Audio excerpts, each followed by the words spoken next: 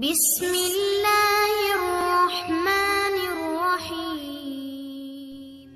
حضرت علی رضی اللہ عنہ نے فرمایا، جو شخص تم پر غصہ کرے مگر پھر بھی تعلق ختم نہ کرے، وہ برے وقت میں تمہارا سچا ساتھی ہے۔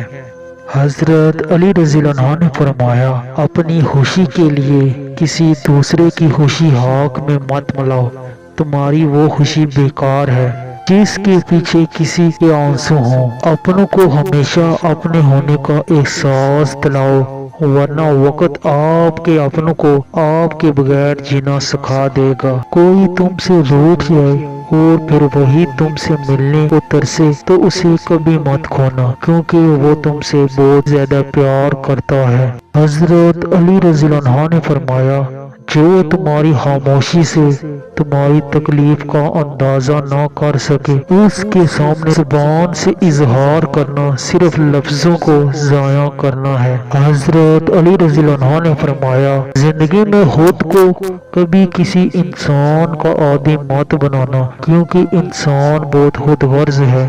جب آپ کو پسند کرتا ہے تو آپ کی برائی بھول جاتا ہے، اور جب آپ سے نفرت کرتا ہے تو آپ کی اچھائی بھول جاتا ہے۔ حضرت علی رضی اللہ عنہ سے کسی نے پوچھا، اگر کوئی اپنا ہمیں بھول جائے تو کیا کیا جائے؟